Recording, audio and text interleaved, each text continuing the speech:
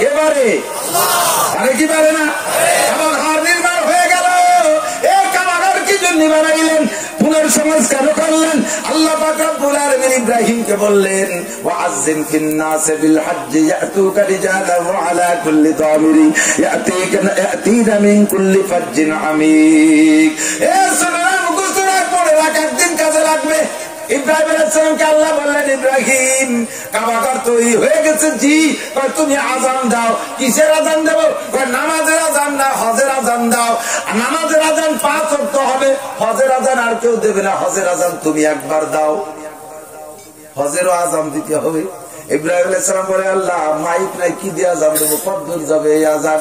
আল্লাহকে আযান দিবা তুমি, পৌঁছে দেব আমি। বর্তমান দুনিয়ায় যত মানুষ আছে সবার কানে যাবে তো যাবেই। যত রূহ আমার স্টকে জমা আছে, কিয়ামত পর্যন্ত আমি দুনিয়ায় পাঠানোর সিদ্ধান্ত নিয়েছি। এই রূহের গোডাউনের মধ্যে তোমার আযান পৌঁছাইয়া দেব।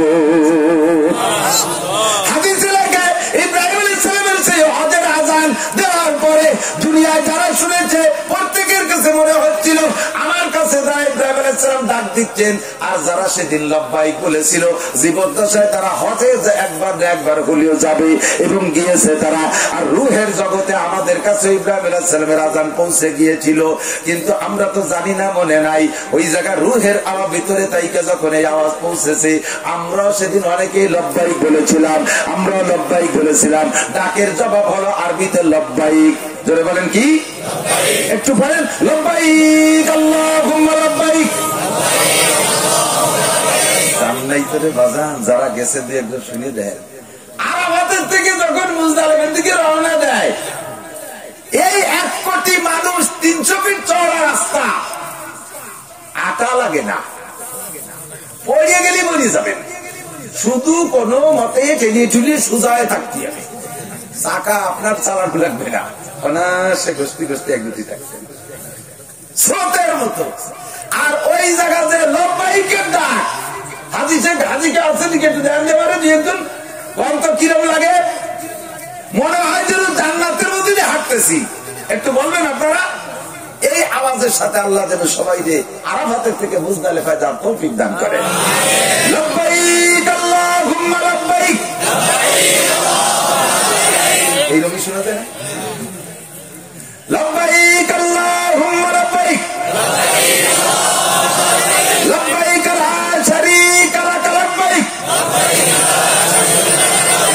ইন্নাল হামদা ওয়ান নি'মাতা লাকা ওয়াল মুলক লা শারীকা লাক।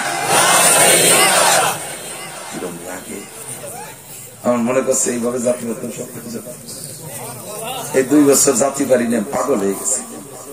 যেদিন থেকে যা শুরু করছি আলহামদুলিল্লাহ 5 বার গেছি। প্রত্যেক বছরই যার তৌফিক আল্লাহ আমারে দিছে, ইচ্ছা আমাকে দিছে, আমাকে হার্ডও সেরকম দিছে। 2 ছেলেরে নিয়ে উমরা করে এনেছে, আর 2 হাফেজ হয়ে গেছে, সেই 2 নেবো, তাই করোনায় ঠের গেছে। মনের মধ্যে খুব আছে, ইনশাল্লাহ হয়ে যাবে। আর মেয়েটা হাফেজ হচ্ছে, ছেলে মেয়েকে কইছে হাফেজ হলে হাদিয়া দেবো, হজ ও উমরা 2 দিয়ে ফেলাইছি, সে 2 আবারও যাবে। যদি খোলে ইনশাল্লাহ সকলে নিয়ে যাবেন ইনশাআল্লাহ। আপনারা যাবেন না? যাবা কুয়ো কাটা যাবা, কুয়ো কাটা যাবা, কক্সবাজার যাওয়া, যাইয়ে খালি হাজির ল্যাংটা হাজির কাঁদি আজ দামলি ল্যাংটা ঘোড়া ওইগুলো দেখবা, পয়সা গুছা ওই দিন যাবি। কোন পার্কে যাবো না, শিক্ষা সফর হবে আমার হজের সফর। কথা বলেন আমিন, আমিন। যুবক তুমি যাবো না? কো কারা? আল্লাহ হাত দুলারে কারার গায়ে পৌঁছাই দিও, আল্লাহ হাত দুলারে মদিনার রাসূলের রওজায় পৌঁছাই দিও, আল্লাহ হাত মক্কা মদিনার জমিনে রাইখা সিজদা দেওয়ার তৌফিক দিও। এই হাত ওয়ালাদের সাথে রাসূলের হাতে মুসাফায় মিলাই দিও, এই হাত ওয়ালাদের মুখে তোমার হাতের খানা খাওয়াই দিও। লব্বাইক আল্লাহুম্মা লব্বাইক লব্বাইক লা শারীকা লাক লব্বাইক ইন্নাল হামদা ওয়ান নি'মাতা লাকা ওয়াল মুলক লা শারীকা লাক। মাশাআল্লাহ, জাযাকাল্লাহ। রূহের জগতে এই ডাক শুনছিলাম আমরা। হাদিসে লেখে ও জায়গাও সবাই লব্বাইক কই না, কিছু তো গাইলেও থাকে, গাড় বেঁকা একা বেঁকা থাকে না, তাও কি পরিমাণ 95% ওই জায়গা লব্বাই কই নেই। পাবো না, হুজুররা ডাক দিলি লব্বাই করতে আছে না, একদম হুজুররা ডাক দিলি নাস্তি নাস্তি জাতি হয়ে যায়, মাইকেও রেখে ডাক এই কইয়ে রুহের জগতে থাকেও বেকামি করিয়া লব্বাই পাই নাই। যারা ইব্রাহিম আলাইহিস সালামের আওয়াজ শুনে, রুহের জগতে আওয়াজ শুনে লব্বাইক বলছে, দুনিয়ায় আসার পরে যত বড় গরিব হোক সে একবার না একবার হজ করবেই করবে, যে কোনো মিডিয়ায় হোক, যে কোনো হয়তো চাকরি করতে যায় করলেও করবে। তবুও প্রমাণ হবে যে তুমি ইব্রাহিমের ডাকে লব্বাইক বলেছিলে। অনেকে ওইসবে খুশিতে খুশিতে 50 বার লব্বাইক বলে বেড়াইছে, তারা 50 বার কাবা ঘরকে তওয়াফ করবে। সৌদি আলাদা মনে বেশি করছিল, কি বাড়ি হয়ে কি যাই করে रहे मेरा मस्कन हवा दिया काबा, रहे मेरा मस्कन हवा दिया काबा, बने मेरा मदफन दिया रे मदीना, जोरे कन आमीन। साहिल से लगा दे मेरे इश्कों की सफीना, आंखों से दिखा दे मुझे मक्का ও মদিনা, जोरे कन आमीन। মেহেরবানি করে আল্লাহ জীবদ্দশায় যতদিন বাঁচায় রাখো, মক্কার ভিতরে একটু বসবাসের জায়গা দিও, মরণ যখন হয় মদিনায় জান্নাতুল বাকিতে আমার একটু জায়গা দিও, বলেন আমিন। রহে মেরা মস্কান হওয়ালিয়ে কাবা, বনে মেরা মদফন দিয়ারে মদিনা। মদিনা আমার রাসূলের রওজা আছে না নাই? বলেন আছে। বছরে একবার 100 গরু জবাই দিয়ে বড় বড় ডেকসিতে রান্না খাওয়ায়, বড় বড় গেম বানায়। ওই দোস্ত, এইটা নবীর তরিকা না। আমার নবীর সুন্নতের পাবন্দি তুমি জাপানে বসে করলেও ওই জায়গা বৈশা দুরুদ পড়লে ফেরেশতারা নবীর রওজায় দুরুদ পৌঁছাইয়া দেয়। নবী বলেন, মান সাল্লাল্লাহু আলাইহি ইনদা কবরি সামিতুহু, যদি কেউ আমার কবরের কাছে দাঁড়িয়ে আমারে সালাম দেয়, আমি হায়াতুন নবী কবরে জীবিত আছি, আমি ওইটা শুনি। আমান সাল্লাল্লাহু আলাইহি নায়ান উবলিতুহু, যদি কেউ বাংলাদেশ থেকে দুরুদ পাঠায় ওইটা আমি শুনি না, ওইটা ফেরেশতারা ঠিকানা আমার কাছে পৌঁছাইয়া দেয়। ওই দুরুদ কালেকশন করতে বাংলাদেশের মিলাদ মাহফিলে আমার যাওয়া লাগে না, আমি জায়গায় বসে সারা দুনিয়ার দুরুদ ও সালাম পাই। জোরে কন্না সুবহানাল্লাহ। মান সাল্লাল্লাহু আলাইহি ইনদা কবরি সামিতুহু, কাছে আইসা কইলে শুনি, দূরের থেকে কইলে শুনি না। ওমান সাল্লাল্লাহু আলাইহি নায়ান উবলিতুহু, দূরের থেকে দুরুদ ও সালাম পড়লে ওইটা শুনি না, ফেরেশতারা আমার কাছে পৌঁছাই দেওয়া হয়। সাহাবায়ে কেরাম বলেন, লা ইউবলিকুকা সালাম ইয়া রাসূলুল্লাহ, ওই জাপানের দুরুদ ও সালাম আপনার কাছে কে পৌঁছায়, ফরিদপুরে দুরুদ ও সালাম আপনার কাছে কে পৌঁছায়? আল্লাহর নবী বললেন, ইন্না লিল্লাহি মালাইকাতান সায়াহিনা ফিল আরদি ইউবাল্লিগুনি সালামা মিন উম্মতি, লক্ষ লক্ষ পর্যটক ফেরেশতা আছে ভ্রমণ করে, ওদের অন্য কোনো ডিউটি না।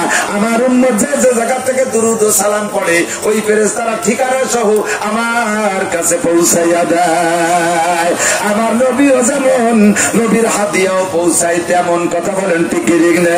নবীর হাদিয়া কালেকশন করতে রাস্তায় রাস্তায় ডেক পেতে রাখা লাগে না, নবীর হাদিয়া কালেকশন করতে বড় বড় গেট বানানো লাগে না, হাজারো হাজার লাইন নবীর দরবারে পৌঁছায়, একটা সেকেন্ডও বিরতি নাই আমার নবীর কাছে দুরুদ যাইতে। কথা কন, এমনি না পড়লেও এখন কোন না কোন জায়গায় মাগরিবের নামাজ তারা দুরুদ পড়তেছে, এক্ষুনি এই মুহূর্তে কোন না কোন জায়গায় ফজরের রক্ত তারা দুরুদ পড়তেছে, এই মুহূর্তে এখনই জোহরের নামাজ কোন জায়গায় তারা পড়তে, একটা সেকেন্ড কি নামাজ ছাড়া আছে? প্রত্যেক নামাজের মধ্যে দুরুদ পড়ে। অতএব আমার নবী দুরুদ অবিরাম যাইতে তালে আছে। এখন কয় জায়গা নবী দুরুদ আনতে যাবে, তো সেই জায়গার লোক নবী দিয়ে দাঁড়ায় যাবে।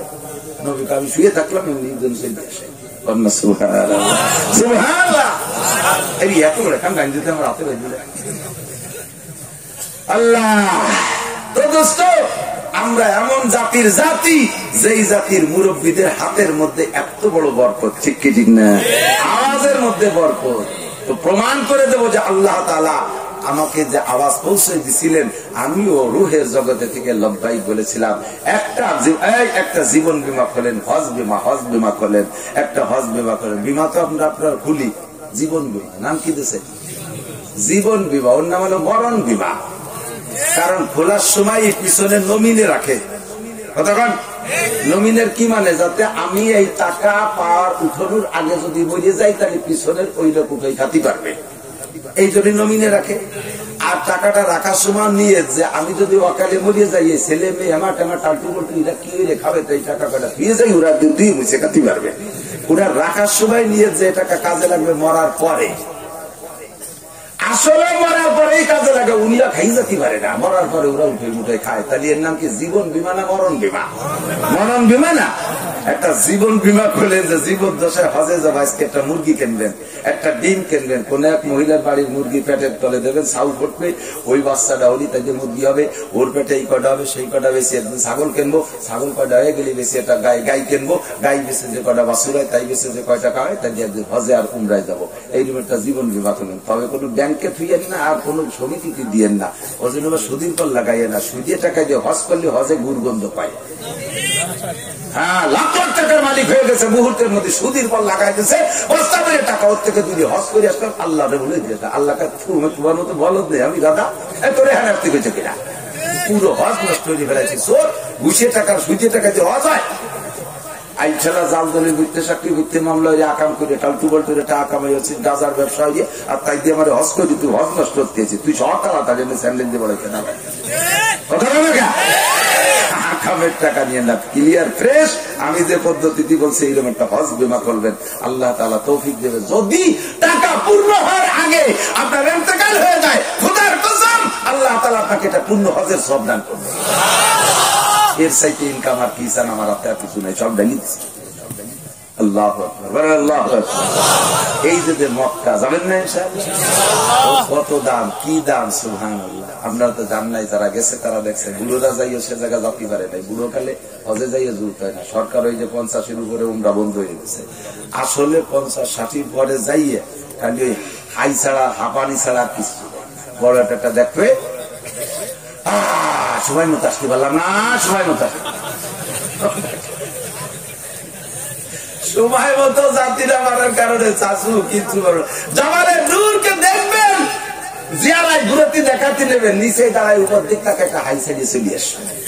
আলহামদুলিল্লাহ, আল্লাহ আমার উপযুক্ত সময় নিয়েছে। 40-এর কোটার মধ্যেই গেছি, 13 সালে গেছি।